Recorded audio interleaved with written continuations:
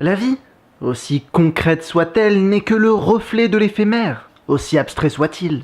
Et dans cette vie, rien n'arrive par hasard, rien n'est acquis sans se battre.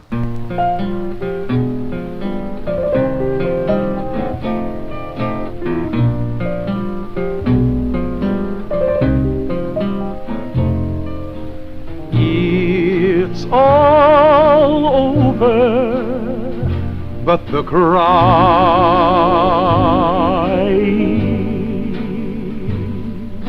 and nobody's crying but me.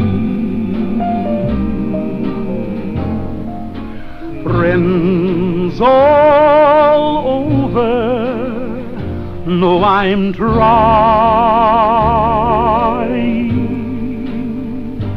to forget about how much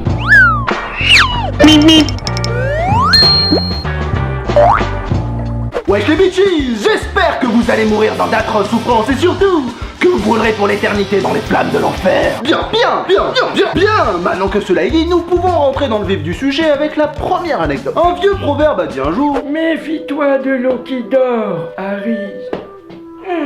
Et notre ami qui va suivre n'a pas forcément pris en compte ce précieux conseil. Ah, de toute façon, c'est toujours pareil, on m'écoute jamais dans cette baraque.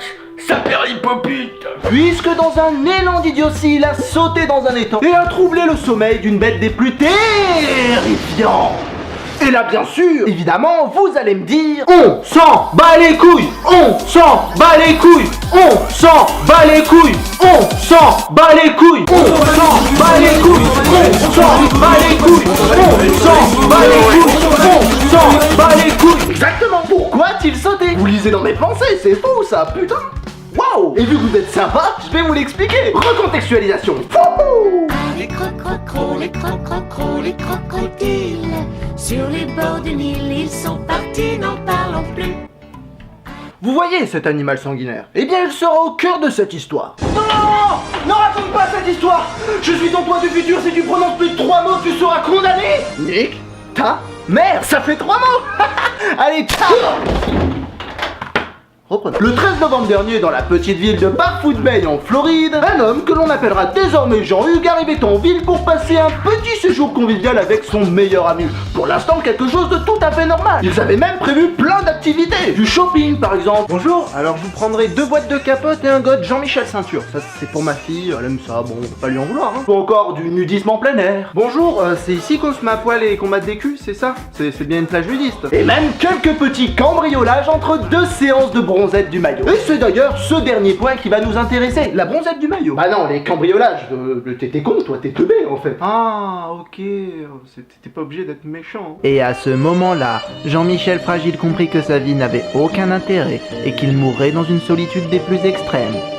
Bon, ok, j'ai un petit peu embelli la vérité, juste un petit peu. Notre héros et son ami étaient principalement venus dans cette ville pour se remplir les poches. Et ayant repéré 2-3 maisons susceptibles d'être visitées à coups de pied de biche, décidèrent de commencer leur épopée cambriolesque. Première maison, sympa.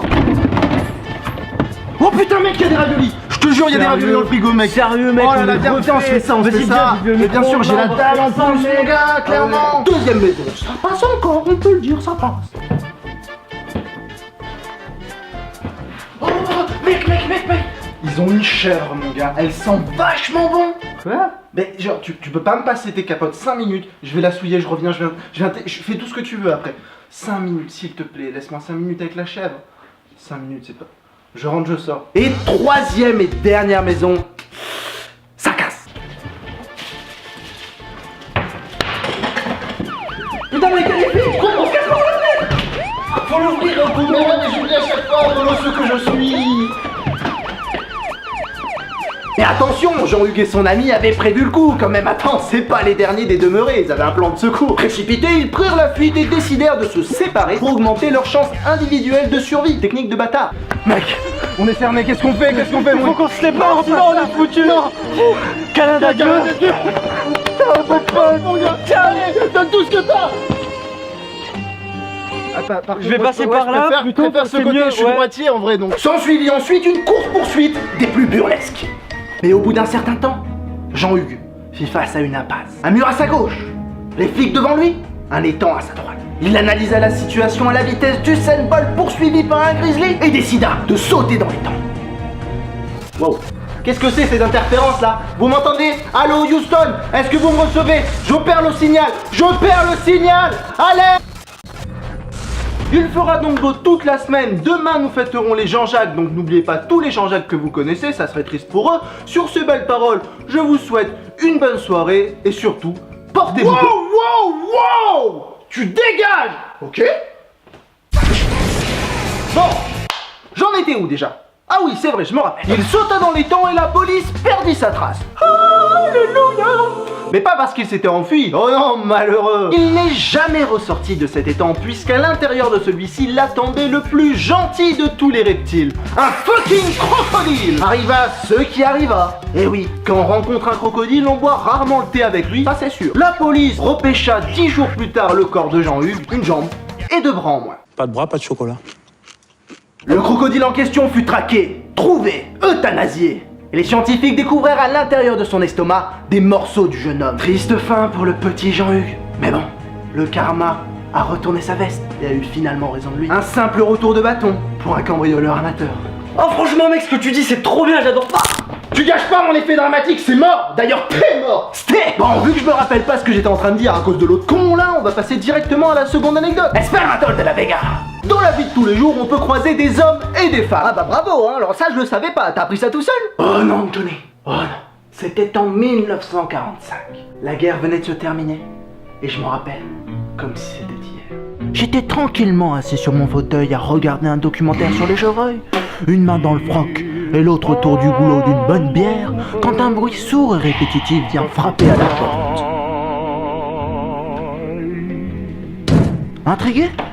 Je me rapprochais lentement de celle-ci en évitant les obstacles qui me barraient la route. Un pas, 2 pas, 3 pas. J'étais arrivé à destination, face à la porte, face à ce bruit de plus intense. Une main sur la poignée et l'autre sur mon arme.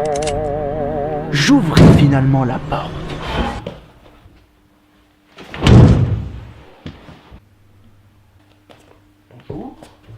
Écoute-moi bien. Dans la vie, il y a des hommes et des femmes. Et depuis ce jour, Johnny, mon visage s'est transformé. Hein?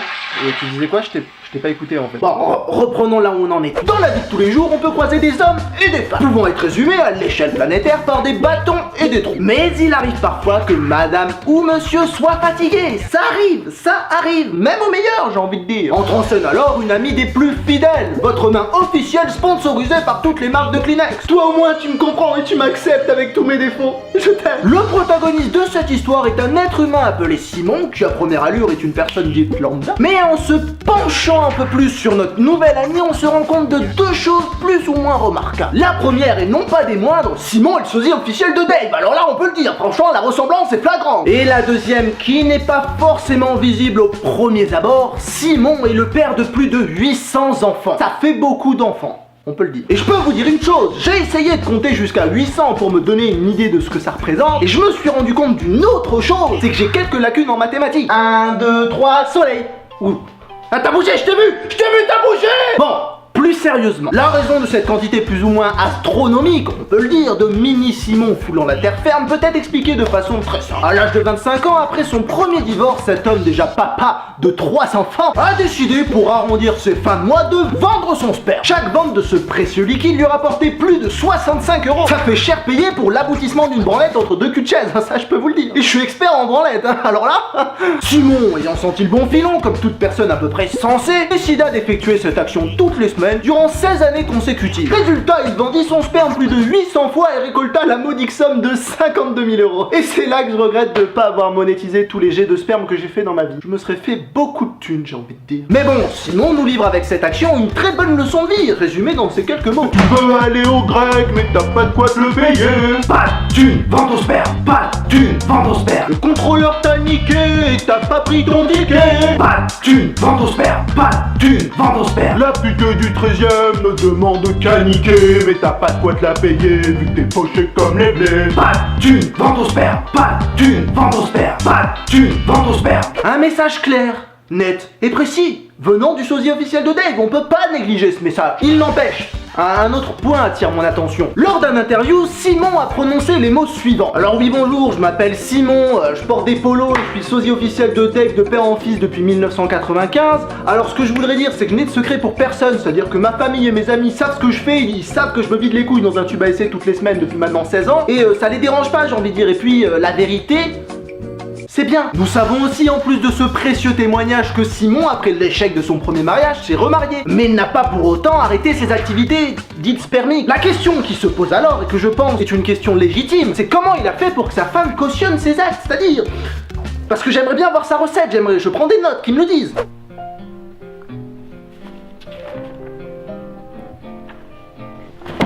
Chérie, faut qu'on parle. Oui, mon chou, qu'est-ce qu'il y a? Faut que je t'avoue quelque chose. Je suis un serial branleur. Oh non! C'est...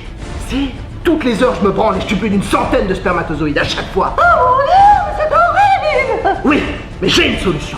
Je peux vendre mon sperme toutes les semaines pendant 16 ans, sauvant alors des milliers de spermatozoïdes. Mon héros!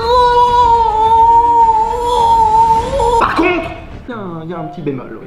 Je serai le père biologique de plus de 800 enfants. 800! 800 800! 800 500! Non, 800 Mais y a de l'argent à la clé? Oui, je gagnerai plus de 52 000 euros. Oh, mais fallait dire tout de suite! Avec ça, je pourrais faire les seuls! Merci conclu! Something strange in your neighborhood. N'empêche, tromper sa femme avec une éprouvette, encore fallait-il y penser. L'adultère version 3.0 là, carrément.